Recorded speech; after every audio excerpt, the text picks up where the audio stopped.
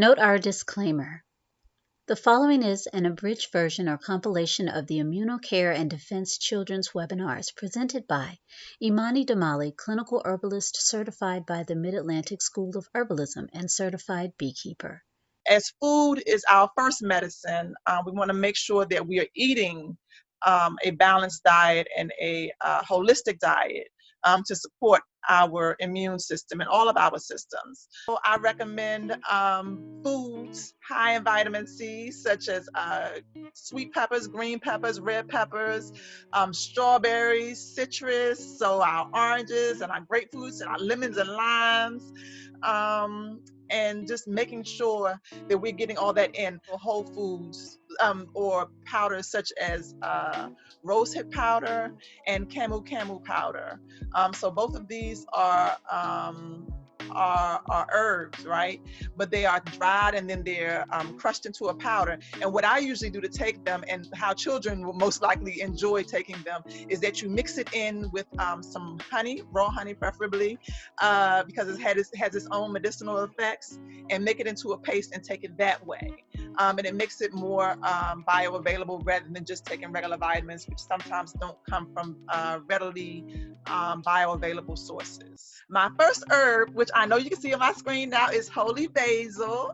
Holy basil is, like I said, an adaptogen. So it works to decrease stress, to calm, and at the same time energize.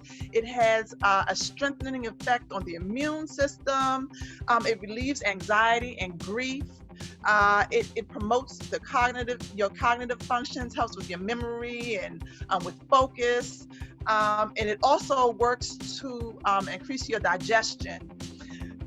So holy basil also works to balance cortisol and blood sugar levels. So a lot of times it reduces blood sugar levels. So people with children with specifically type 2 diabetes want to be sure to be monitoring very closely their sugar levels, especially if they're on medication, because while holy basil is working to decrease the sugar levels, the medication is also working to do the same thing. You don't want things to be unbalanced.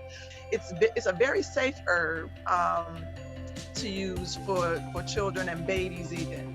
But for a lot of us, Cotinopsis root is a zippy herb, right? It gives you energy. So it is recommended that you take it in the morning as opposed to at night, so it doesn't kind of keep you up and awake and alert before you go to bed. And so also I want to mention that, of course, we know, right, or may not know, that elderberry is a lot of times used in syrup form.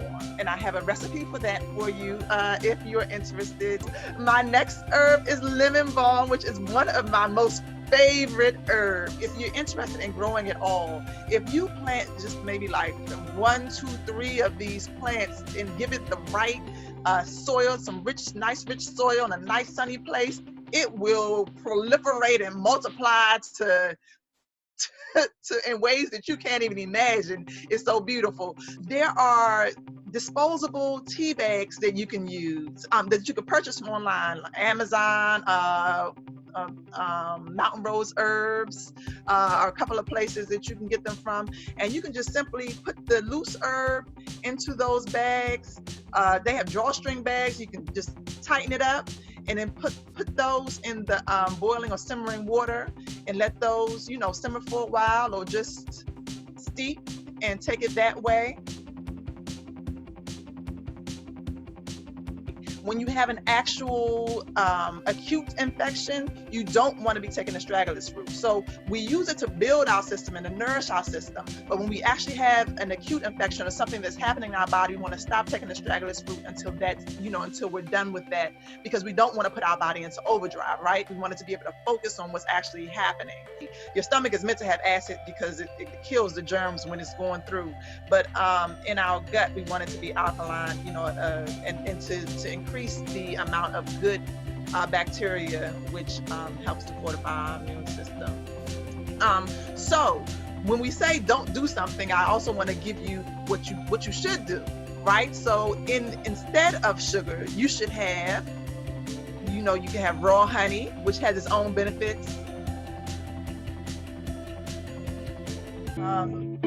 If we continue to put into our body what's causing the problem, then anything else we put on top of it is just not going to move things the way it needs to move. So yes, diet, increasing your leafy greens, decreasing the amount of processed sugars and processed foods and white flour that we have in our diet. And also ginger. Ginger is something that increases the circulation of blood to our extremities. That's something that's very simple. It's something that's very available. And rosemary increases circulation. It's known as a culinary herb, but it is included in my immune boosting tea because it actually is what's known as, what my teachers taught me, as a mover. So it helps to, helps your circulation. So it helps to get the medicines and the herbs everywhere it needs to go. So rosemary, ginger, they are both very good circulatory herbs. Prickly ash, a very good circulatory herb. No, the elderberry and the elderflower you can use throughout your sickness. You can use as a precaution to help your body just to stay at a certain level with your immune system. And for the elderberry and the elderflower, you can take it throughout your sickness. So let's say if you were taking like a teaspoon a day or 2 teaspoons a day just to help your immune system to stay to a certain level. When you feel yourself getting sick, you would increase that. You would take it maybe every hour, every 2 hours, every 3 hours.